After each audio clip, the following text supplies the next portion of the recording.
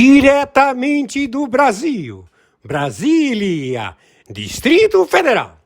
Quem vos fala, mestre Dinho, trazendo sempre informações na palma da sua mão, com notícias de utilidade pública, nacional e internacional.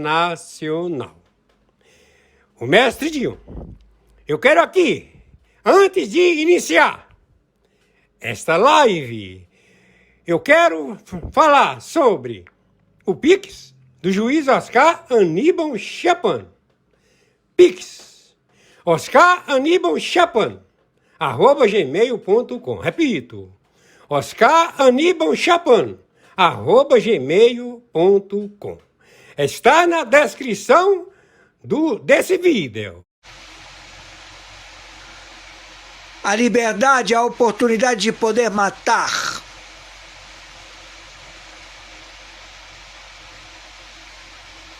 O sujeito se sente como um semideus.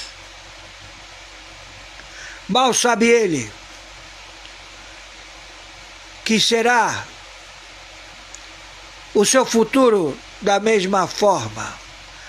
Quem vive pela espada, morre pela espada. Então já estamos em procedimento de guerra atômica nuclear na República Federativa do Brasil. Tome cuidado, cidadão da República Federativa do Brasil. Você é alvo de facções do narcotráfico global, ao qual trabalham para o narcotráfico internacional, ao qual eles querem se impor, porque eles não têm 24 horas de vida, então querem viver tudo de uma só vez. Se cuidem! Nós estamos ao combate. Temos que imediatamente destituir a estrutura do governo federal do Brasil. Sua administração de TI, de inteligência, de transmissão de dados, está tudo comprometido. É uma área de ladrões, onde os partidos políticos, eles roubam impostos pagos, onde eles roubam e onde eles não têm controle da administração. Eles não levam controle absolutamente nada, não tem averbação jurídica, não existe o judiciário. É tudo um conglomerado de ladrões, onde todos eles foram descobertos, onde serão todos levados ao pelotão de fuzilamento, por serem filhos da puta. Tá entendendo? Então estamos na terra de Marlboro. Entendeu? Estamos em guerra atômica nuclear no Brasil. Pegamos um, temos vários para pegar. Temos o Ali Khamenei, ele tem ogivas que implantou aqui com o PT, com o PSOL, com o PDT, com o PMDB. Eles têm CEOs de mísseis atômicos, maletas, nanotecnologia, a explodir shoppings, a explodir todo o conglomerado de quantidade da população, ou seja, o Maracanã, Toda atividade esportiva onde tenha quantidade de pessoas é alvo destes terroristas filhos da puta. Implantados por este óbito chamado Luiz Inácio Lula da Silva, filho de uma puta, e o Alckmin, outro filho da puta. Generais, brigadeiros e comodoros, traidores à pátria, filhos de uma puta,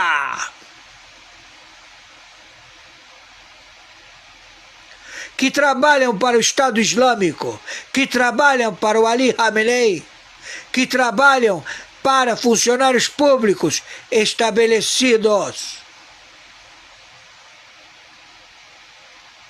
Então temos que tirá-los de onde estão, das repartições públicas, das secretarias de governo, dos palácios de governo, dos palácios do judiciário. Temos que encontrá-los e aniquilá-los pelas suas fatos, atos e circunstâncias que os levam ao pelotão de fuzilamento. Estamos em guerra atômica nuclear. O confronto já está. O Ali Khamenei, ele disse que vai soltar todas as bombas atômicas que se encontram no Brasil. Vai matar brasileiros. Esse teocrata, charmuta, filho da puta, amigo do Lula, desse filho de uma puta, da Dilma, do PT, do PDT, do PMDB, que se estabeleceram aqui desde o Sarney e que formataram toda essa logística da administração do Kissinger, do Nixon, a dar a eles dinheiro roubado dos impostos do povo americano, da América do Norte, da América do Sul, todos escravos, a enriquecer esses conglomerados administrativos de funcionários públicos terroristas, filho da puta.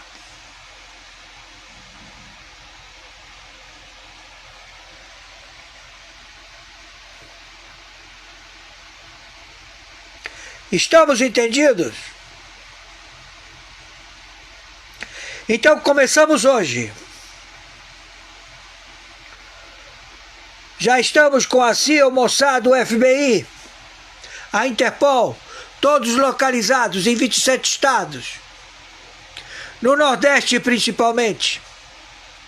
Esse filho da puta, Luiz Inácio Lula da Silva, ele estabeleceu que todos os fundos dos aposentados têm que fazer negócio com o Banco Master. Todos os estados, 27 estados. O rombo é 4 trilhão.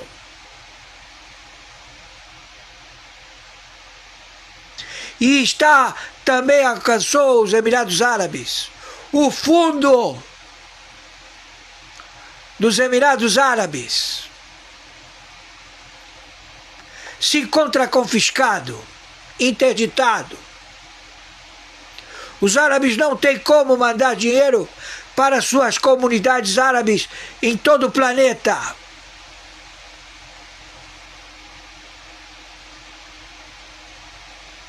Entenderam?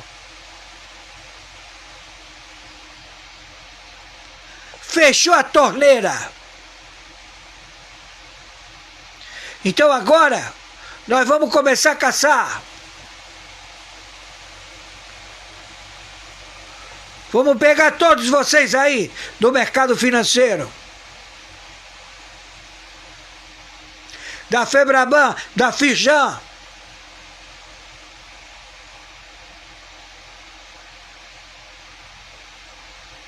já todos, a maioria, saiu do Brasil. Abandonou tudo aqui. porque sabe que nós chegamos e vamos aniquilá-los.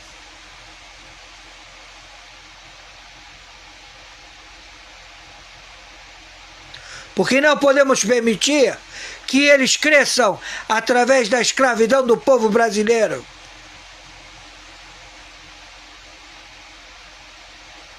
Então temos que destituir os elementos já identificados do Pleno da Corte do Supremo Tribunal Federal. Gilmar Mendes, filho de uma puta, você e teu filho. Toffoli, você e teu filho. Fachin, você e tua filha. Dino, Zanin, todos vocês. É melhor você começar a olhar que você não é chapa de aço. Você queima de arquivo, seu filho da puta.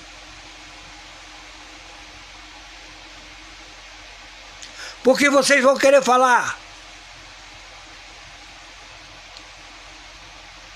Seus filhos da puta.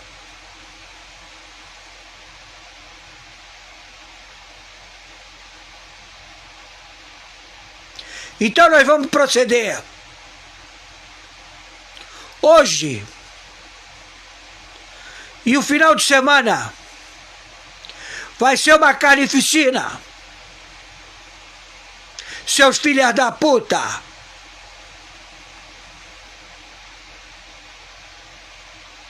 Não vamos pedir mais. Tentaram matar Bolsonaro de novo. Tentaram envenená-lo. Lá na Papudinha. Não soltaram ele. Então nós vamos acabar com vocês, seus filhos da puta. Não soltaram os que estão sequestrados, seus filhos da puta. Então nós vamos acabar com vocês. É ordem. Ordem dada à CIA. Exterminá-los. Vocês. Dino, filha da puta. Ladrão de banco. Gordo, filho de uma puta.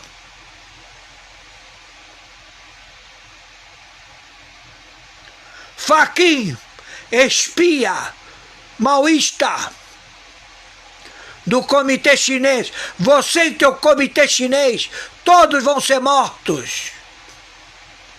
No território, em 27 estados. Seus filhos da puta.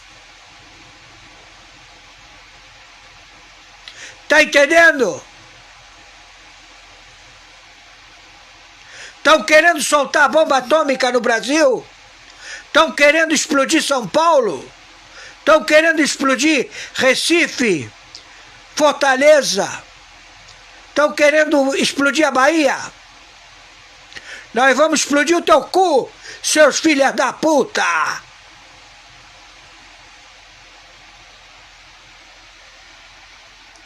Escuta, ô fantoche, filha da puta!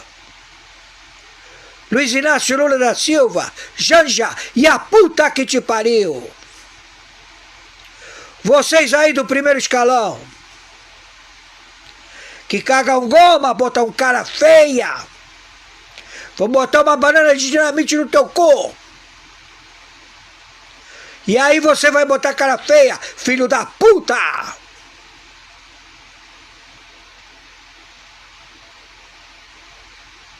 Tá entendendo? Tô sendo claro. Tamo em guerra. Guerra atômica nuclear, filho da puta. E vocês falando de que fulaninho vai ser deputado, ciclaninho vai ser vereador, sultaninho vai ser governador, senador. Vai pra puta que te pariu. Televisão, filha da puta.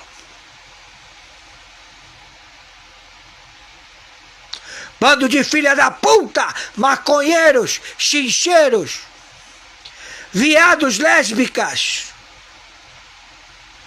depravados, filha da puta.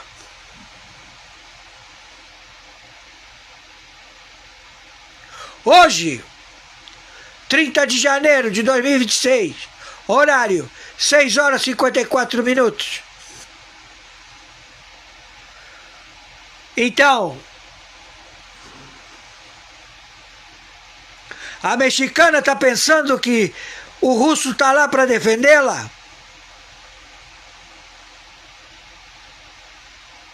Vai sonhando, piranha.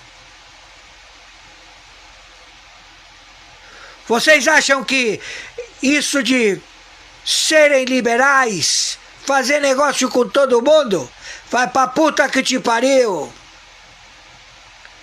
Vocês querem é propina. Só faz negócio com vocês quem paga. Propina. Criam dificuldade para vender facilidade? Vai tomar um tiro na cara. Conforme determinação, meu Pix é meu e-mail.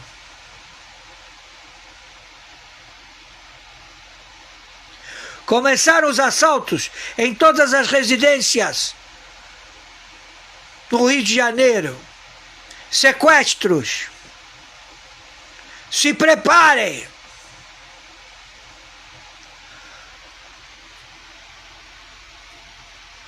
Entendeu? Tô sendo claro. Se prepara. Conforme determinação, meu Pix de sobrevivência é meu e-mail, oscaranibaltiapano@gmail.com. Meu Pix de sobrevivência é meu CPF, documento único no Brasil de todo brasileiro. Não tem mais RG, não tem mais porra nenhuma, é CPF. Número 510 466 44734. Meu Pix de sobrevivência é meu telefone 997420789.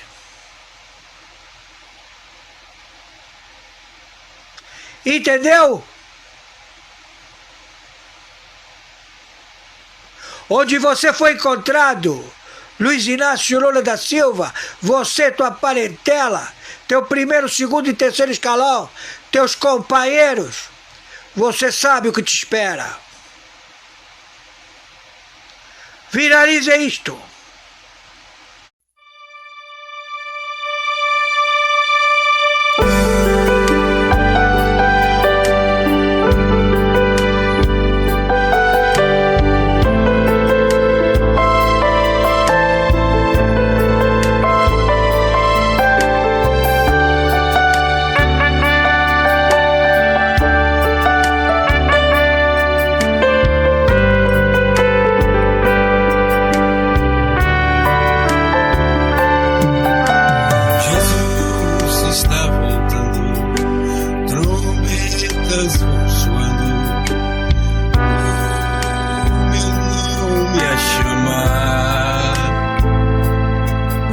Jesus está voltando, trombetas vão soando, Ele vem me buscar. Ótimo. Eu gostaria de ouvir uma avaliação do senhor também sobre esse contexto atual no país, especialmente depois dos últimos movimentos, como o Acorda Brasil. A direita está mais unida para 2026? Eu acredito que sim, né? Nós estamos vendo isso, por exemplo, acontecer no Rio Grande do Sul. Eu estive com o Marcel Van Hatten essa semana e ele comentou do mesmo movimento acontecendo no Rio Grande do Sul, PL Novo Juntos, né? Aqui em Santa Catarina também, né? E eu acredito com esse movimento, né, que isso vem fortalecendo cada vez mais essa mentalidade. E outra questão importante é quando os partidos de direita eles começam a se unir, eles fortalecem uns aos outros. Porque quantos partidos de esquerda ou centro-esquerda que existem no país? E eles estão todos os anos formando novas lideranças. E eles criam espaços para essas lideranças aparecerem e se criarem. E hoje, né, para os partidos de direita, são pouquíssimos partidos. E aí, se a gente não se unir, corre o risco de cada vez menos portas terem para mais lideranças de direita se formarem no país. Então essa é uma responsabilidade, né, dos dirigentes nacionais, estaduais, para que formalizem, para que tenham mais espaços para que novas lideranças de direita se formem e a gente venha equalizar, né, isso e equilibrar isso no Brasil. Excelente, prefeito. Muito obrigada pela sua participação. Volte sempre aqui ao Sem Rodeios. Muito obrigado pelo convite, um forte abraço, né, e parabéns pelo trabalho de vocês. Valeu. Muito obrigada, nós que agradecemos. Agora eu vou trazer aqui para mesa um assunto importante aqui também com o Fred. Alexandre Ramagem. Então a gente vê que o Brasil formalizou o pedido de extradição enviado aos Estados Unidos. Lembrando que ele foi condenado a 16 anos de prisão por participação da suposta aí, trama golpista, né, Fred? Como é que fica a situação do Alexandre Ramagem enquanto ele está protegido neste momento nos Estados Unidos? Pois é, Mari. A decorrência da condenação, o governo brasileiro, então, né, por meio de uma ordem do Poder Judiciário, formulou esse pedido de extradição do Ramagem aos Estados Unidos e agora cabe, então, ao Departamento de Justiça americano, no primeiro momento, analisar se considerar ou não a ordem de extradição e, na eventualidade, também essa decisão, ela é uma decisão que passa por 3 fases, o processo de extradição nos Estados Unidos, passa pelo Poder Executivo, Poder Judiciário e depois ainda uma decisão final do próprio Poder Executivo. Considerando o histórico de decisões dos Estados Unidos, muito dificilmente o Alexandre Ramagem venha a ser extraditado. E por quê? Porque dentre as hipóteses de recusa de extradição está aquela dos crimes políticos ou crimes de natureza política. Os crimes que foram imputados ao ex-deputado Alexandre Ramagem eram crimes políticos, crimes, né, de tentativa de abolição violenta do Estado Democrático de Direito, tentativa de golpe de Estado, e pelo tratado de extradição não caberia então a concessão dessa ordem por parte do governo dos Estados Unidos. Nós temos um precedente, o caso Alan dos Santos, em que o governo americano, sob a gestão Biden, importante frisar, que se recusou a conceder a extradição do Alan dos Santos, porque no caso do Alan dos Santos se tratava ali de crimes de opinião, os crimes de opinião são crimes de natureza política.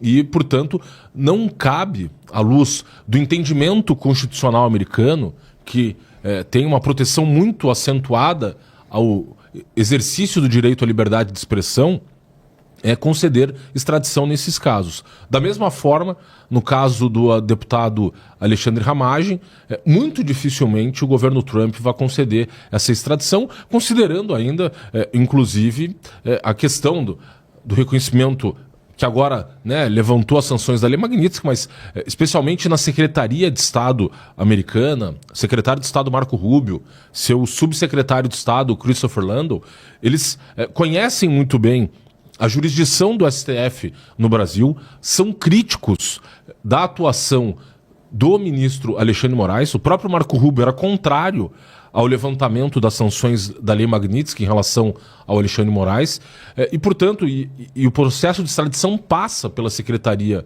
de Estado. Então, portanto, é muito difícil que eles obtenham êxito nesse pleito do governo brasileiro em relação à extradição do Ramagem, considerando todo esse histórico e os atores envolvidos. O Marco Rubio, que, como eu disse, é um extremo crítico do próprio governo Lula, inclusive. Há uma escalada da tensão hoje, até, acho que é um momento importante até nessa semana, de escalada da tensão novamente em relação à América Latina. Depois da captura do Maduro, você viu que o governo Trump envidou em esforços ali na questão da Groenlândia.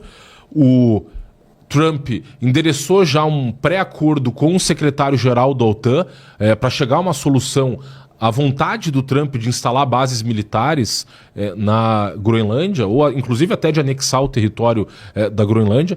O governo também estava envolto nessas últimas semanas, está agora também com a questão do Irã e um ataque muito provável por parte dos Estados Unidos à ditadura iraniana, que pode redundar, inclusive, na eventual queda do Ayatollah Khamenei, que, segundo estimativas, mais de 40 mil iranianos teriam sido mortos de forma vil pela ditadura iraniana nesses protestos recentes, e agora também o aumento da pressão sobre o regime cubano.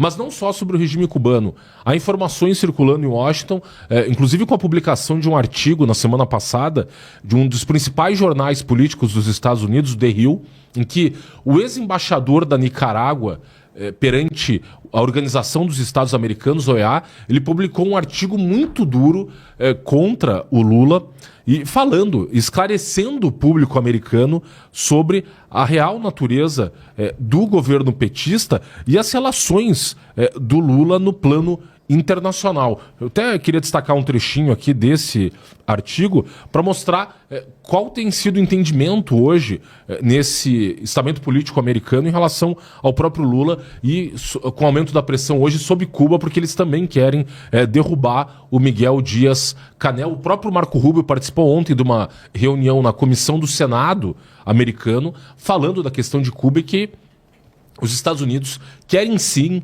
ver uma mudança de regime em Cuba. Tanto que o país agora, para as pessoas terem noção, com o aumento do bloqueio econômico sobre Cuba com a questão do petróleo, Cuba dependia do petróleo venezuelano, a Venezuela fornecia aproximadamente 35 mil barris de petróleo por dia para a ditadura cubana.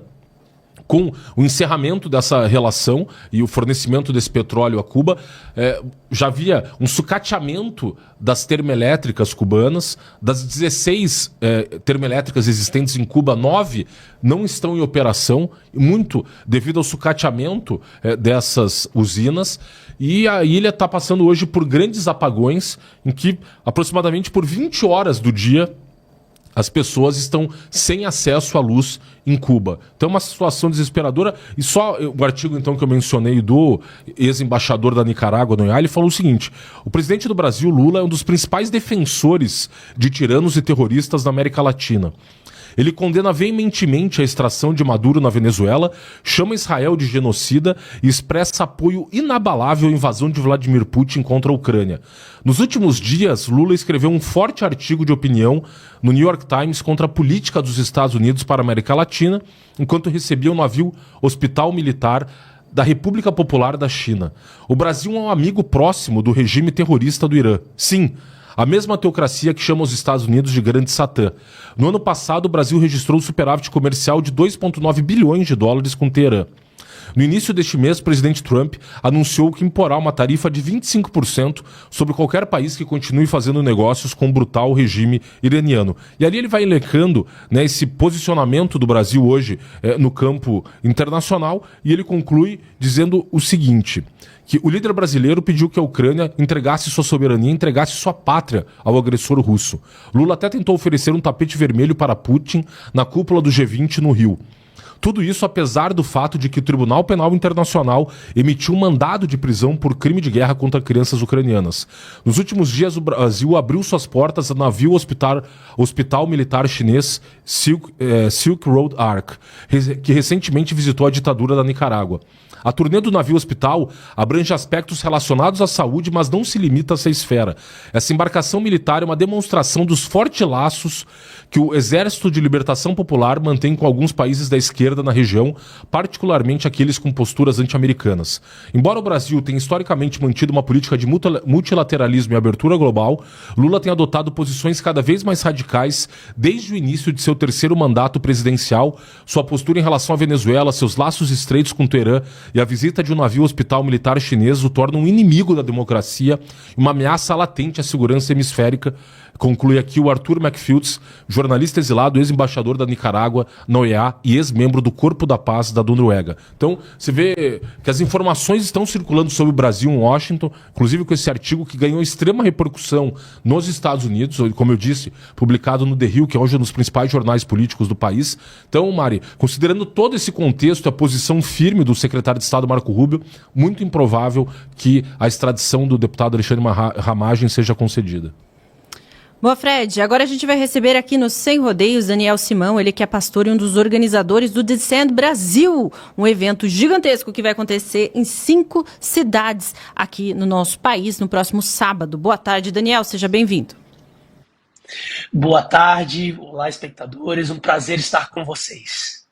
Ótimo. Bom, gostaria que o senhor pudesse contar para a gente, né, o que está previsto já para esse evento tão importante, grandioso, acontecendo em 5 importantes cidades do país, e tem um elenco gigantesco, né? Deve haver aí uma participação de muitos nomes importantes aí do mundo cristão.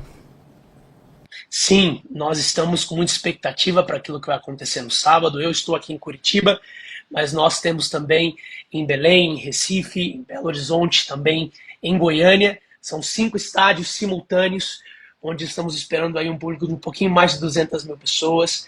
E a expectativa para isso é começar a ver o povo evangélico entendendo o seu papel de melhorar a sociedade, de tocar a sociedade. Temos também alguns nomes aí do meio evangélico que vão estar participando conosco também.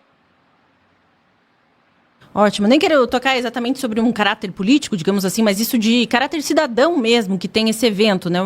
O nome, inclusive, Descend, tem a questão do envio missionário, digamos assim, mas a importância dos cristãos se posicionarem e fazerem a diferença em seu meio. É um ano importante também para a gente pensar sobre isso, o ano eleitoral, das pessoas se responsabilizarem pelo futuro do seu país também, né? Exatamente. Como nós cremos no Senhor Jesus, nos princípios que a Bíblia nos ensina, os princípios da Bíblia só vêm para melhorar a vida de qualquer pessoa e a vida da sociedade também. E, basicamente, a Bíblia também nos ensina o nosso papel como cidadãos, como pessoas que também temos voz, temos voto, e pessoas que entendem os princípios bíblicos como os princípios que deveriam nortear a moral, a ética da sociedade. Alguns podem caracterizar o Descend como um evento político e, de alguma forma, tratando do conceito correto da política, é verdade, mas não para apoiar nenhum político, muito menos para receber verba pública. Nós estamos operando nesse entendimento de verbas completamente privadas, mas também entendendo o caráter do evento de envio para falar da mensagem do Evangelho de Cristo, mas também para trazer esperança a um mundo que tanto precisa, né? Excelente, então fica o convite, né, para o pessoal conferir no próximo sábado. Esse evento grandioso aqui em Curitiba vai ser na Arena da Baixada, vai acontecer em outros lugares grandes também para receber milhares de pessoas. Qual que é a expectativa de público por enquanto, né, que se tem nessas grandes cidades? Nós estamos com já alguns estádios que já venderam todos os ingressos, né? Já passaram aí dos 50 mil ingressos aqui em Curitiba, onde eu estou agora.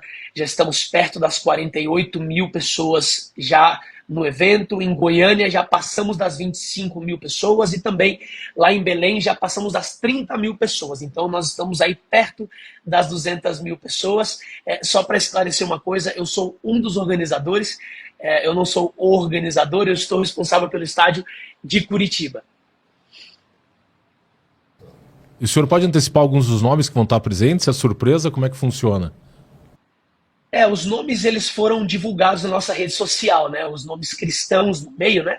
Eles foram divulgados. Então nós temos aí nomes como a Valnice Milhomens, nós temos pessoas de fora também vindo, como o Rick Warren, temos também pessoas nacionais aqui de Curitiba, como o pastor Michel Peragini, Luiz Hermínio, temos alguns outros nomes, claro, pastor Teófilo Hayashi, que é quem é o idealizador e o visionário de todo o Descend no Brasil.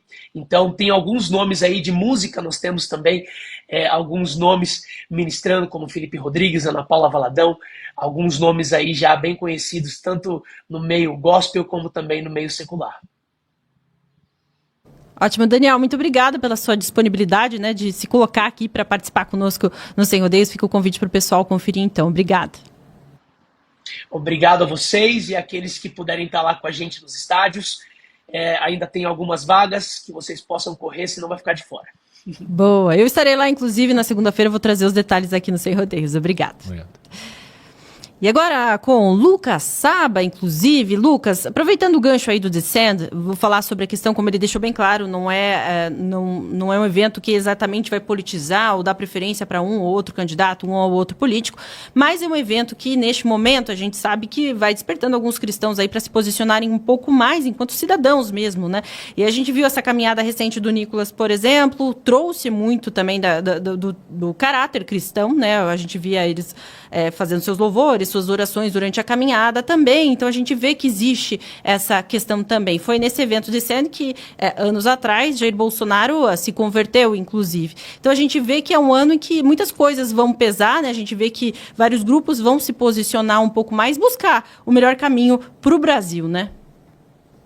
Mari, e tem a questão, né? Daqui a pouco já aparece foto do Boulos na igreja, do Lula, da Gleisi Hoffmann, aquele pessoal que só aparece de 4 em 4 anos. E assim, Mari, tem uma frase que eu acho que serve também para essa questão da religião, seja evangélico, católico, protestante, espírita, enfim, qual a religião que for a quem nos assiste, de que quem é de verdade sabe quem é de verdade, né? Então, a pessoa que frequenta, que está ali, independente de época de eleição, o eleitor sabe quem é, né? Agora, aquele pessoal que tenta se aproveitar do voto de uma pessoa mais frágil, na época de eleição, participando de uma missa, de um culto, de algo assim, realmente é muito triste, né? Uma cena clássica que todo ano de eleição nós podemos presenciar é, por exemplo, aquela missa histórica, sempre celebrada no dia 12, dia de Nossa Senhora de Aparecida, em São Paulo, e que aí nós sempre temos ali alguma fala do cardeal, falando do arcebispo, falando alguma questão, dá uma cutucada nos políticos, né? Então vamos ver o que vai ser esse ano. Agora, sem dúvida nenhuma, Mari, essa questão da religião, embora muitas pessoas tentem fazer uma, vamos dizer assim, separar da questão da política, a gente sabe que é muito difícil, porque a religião, ela chega, e que bom que chega, em todos os lugares da nossa sociedade. A política não. A política deveria chegar, mas não chega. E aí, muitas das vezes, é ali que entra a religião, então acho que ela vai estar presente também nessas eleições, até porque eu sempre falo o seguinte, Mari, o pessoal na época de eleição, o político que é de esquerda vai com o público dele, o da direita, o conservador, vai com o público dele. A questão que fica é para onde vai o centrão na eleição. E o centrão, o que ele pensa? Ele olha os valores da direita, ele olha os valores da esquerda. Para onde ele vai toda eleição? Pega o Kassab, talvez seja o maior político do centro hoje, o dono do centrão, dono do PSD, tem ali 3 governadores para chamar de seu. Para onde que o Kassab vai? Ele vai para a direita, sabe por quê? Porque na direita tem a questão da família, a questão dos costumes, a questão da religião, a questão do Estado enxuto, do liberalismo econômico, do livre mercado. Então ele vai para esses conceitos, porque no final do dia é com isso que o centrão acaba se identificando. E o centrão está preocupado com voto, não com valores, infelizmente. Então, veja, o próprio Kassab, vou insistir no exemplo dele. Sabe quantos ministérios ele tinha em 1º de janeiro de 2023, quando Lula venceu as eleições? 3. Hoje está indo para nenhum. Sabe por quê? Porque ele vai querer se descolar da imagem do Lula. Alguém que não está nem aí para a religião, não está nem aí para a família, quer saber que todo mundo paga imposto mesmo, que é o Estado gordo e não o Estado mínimo, não quer abrir o mercado, está aí falando dos Correios, etc. Então é isso. Aí o Kassab, que de bobo não tem nada, vai se aliar com a direita na eleição, porque sabe que quem tem direita, quem tem voto é a direita. Outro exemplo, Daniel Vorcaro, quando ele precisou limpar a imagem dele, nesse evento recente do escândalo do Banco Master.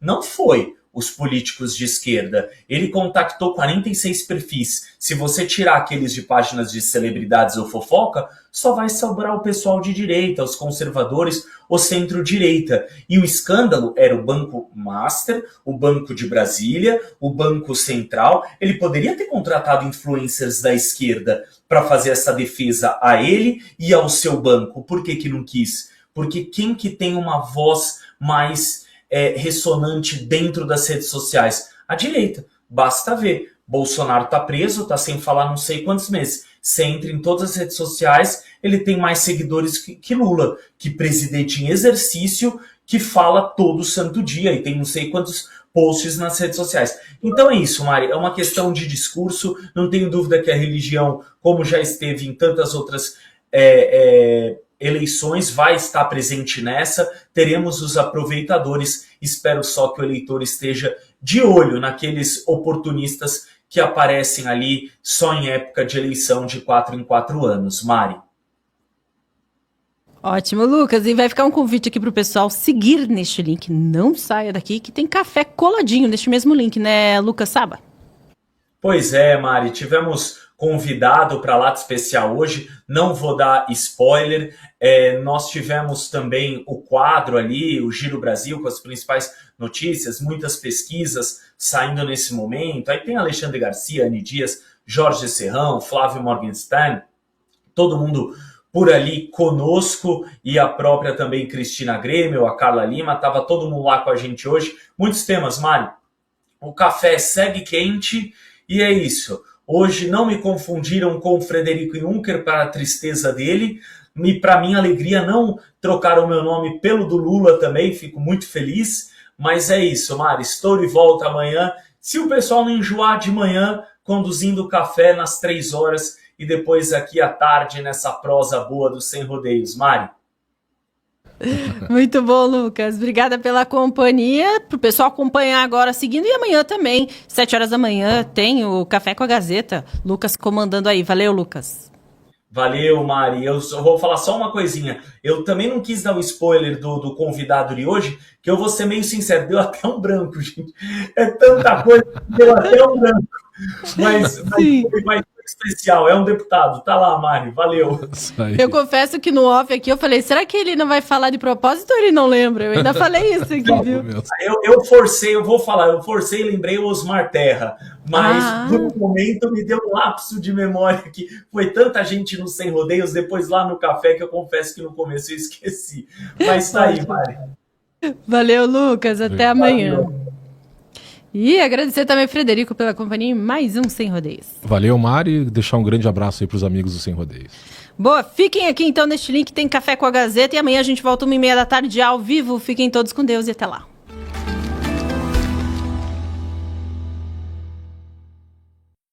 Olá, muito bom dia. Começa mais um Café com a Gazeta do Povo, seu programa diário de segunda a sexta-feira, das 7 às 10 horas da manhã. Quinta-feira, 29 de janeiro, tá acabando o primeiro mês do ano, de um ano que promete, hein? Quero pedir para você deixar o seu like, comentar aqui no nosso programa, porque a nossa produção vai separar os melhores comentários, como tá a temperatura no seu município, onde você nos assiste, em qual estado, em qual país, uma audiência internacional da Gazeta do Povo. E quero pedir também para você se inscrever no nosso canal. Atingimos a marca de mais de 300 mil no Gazeta do Povo Extra. Se você ainda não conhece esse nosso canal de cortes no YouTube, vá lá, se inscreva. E o nosso canal titular com mais de 2 milhões de inscritos, o Gazeta do Povo, tá legal?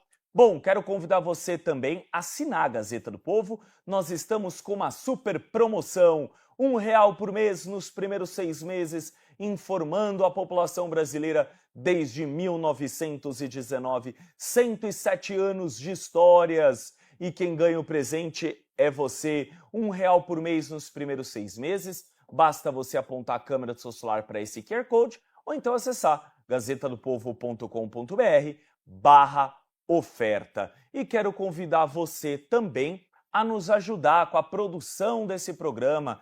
Envie sua sugestão de pauta ou crítica. Muitas das nossas pautas aqui do programa foram retiradas deste nosso e-mail. Dá uma olhada, café@gazetadopovo.com.br, tá legal?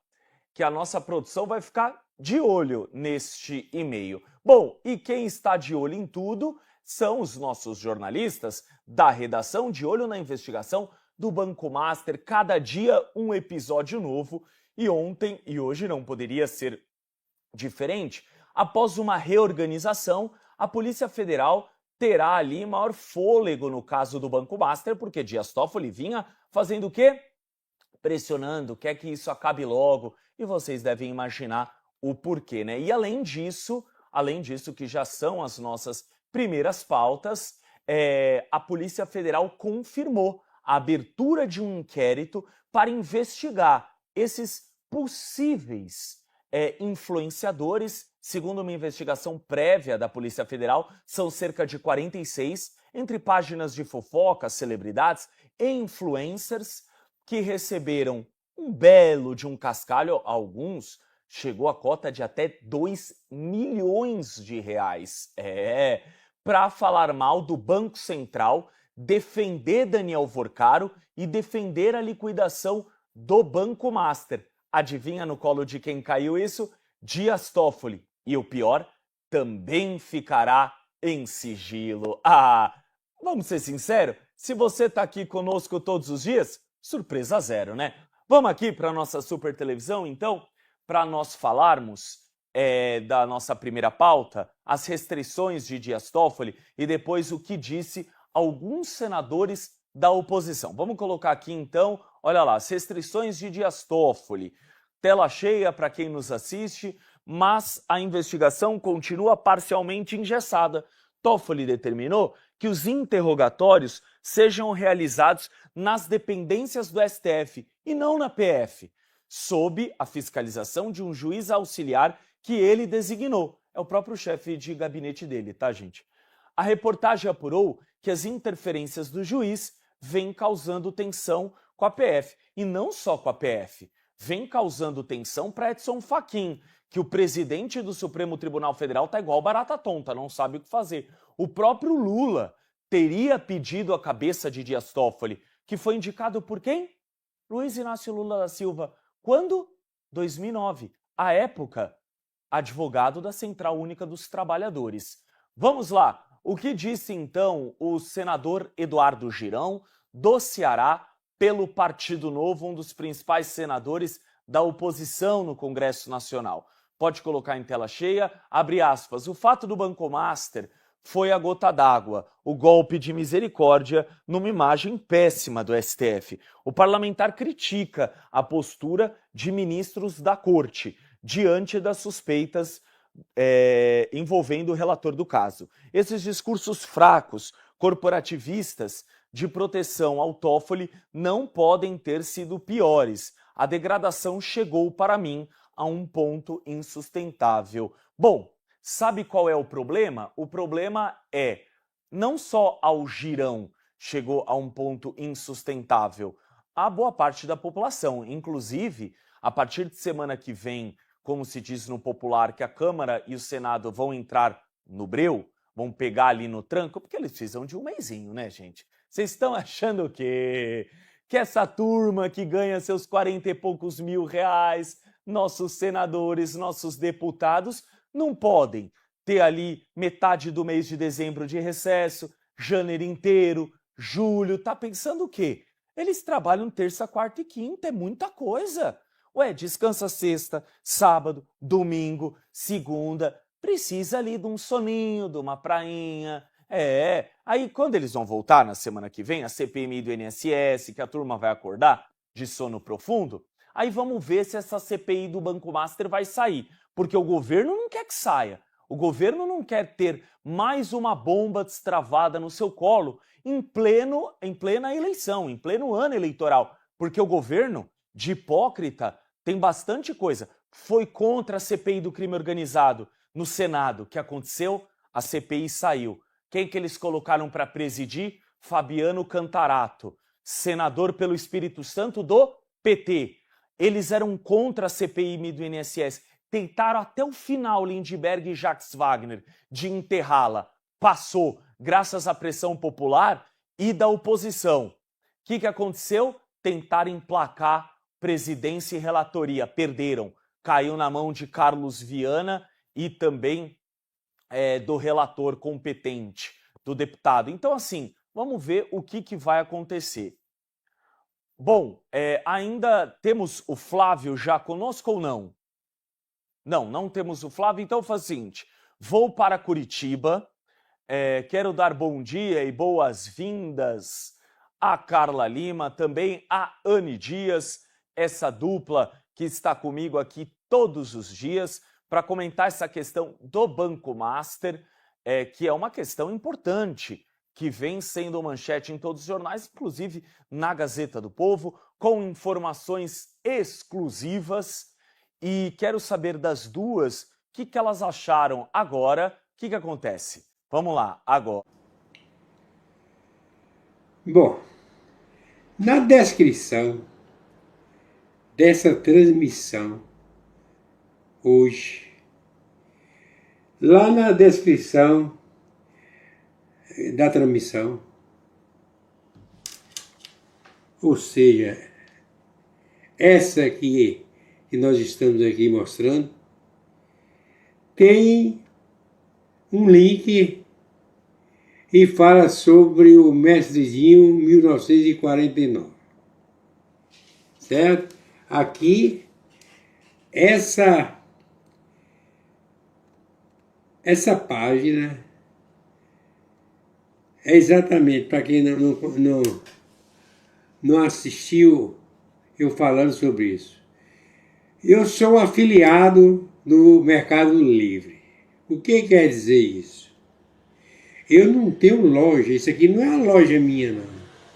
Certo? Isso aqui é que o Mestrezinho, eu configurei, né? Com os links e criei essa página aqui. Certo? Lista, é uma lista. Tem aqui, ó. Tem aqui 100 produtos. Eu vou abrir aqui num produto aqui, por exemplo. Eu vou abrir isso aqui. Vou clicar aqui, ó. Certo? Por exemplo, deixa eu ver aqui. O que foi que aconteceu aqui? Vou tornar, clicar. Para você ver.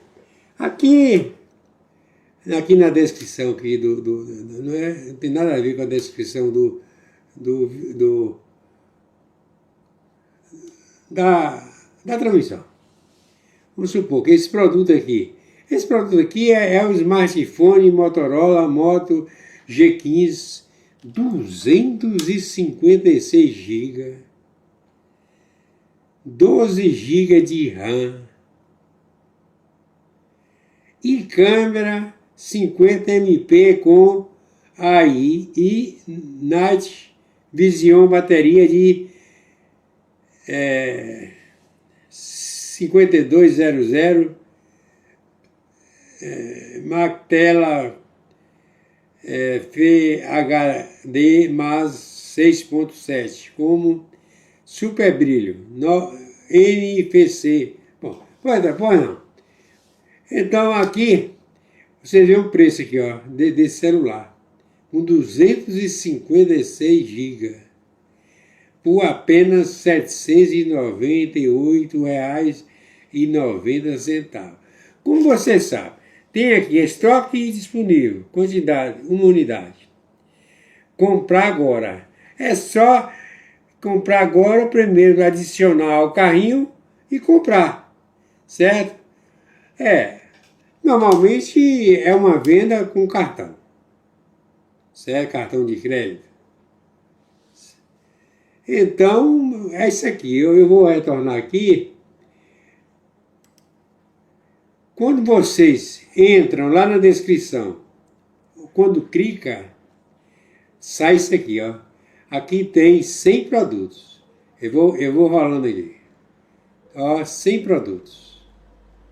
100 produtos. Vou colocar aqui no número 2. Olha. Aqui são pessoas, né, fazendo a propaganda aí das roupas. Olha a mochila. Bem, vou aqui no 3.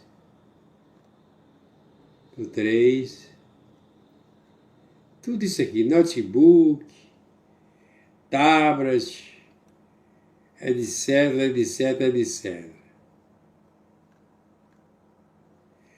Vamos clicar aqui no 4. Nas próximas vezes eu vou falar que sempre que tem um link. Aqui tem 5, 6, 7. 5. Olha. 5, 6, ok? E o 7. Tá aqui. Vamos retornar e encerrar. Deixa eu ver aqui.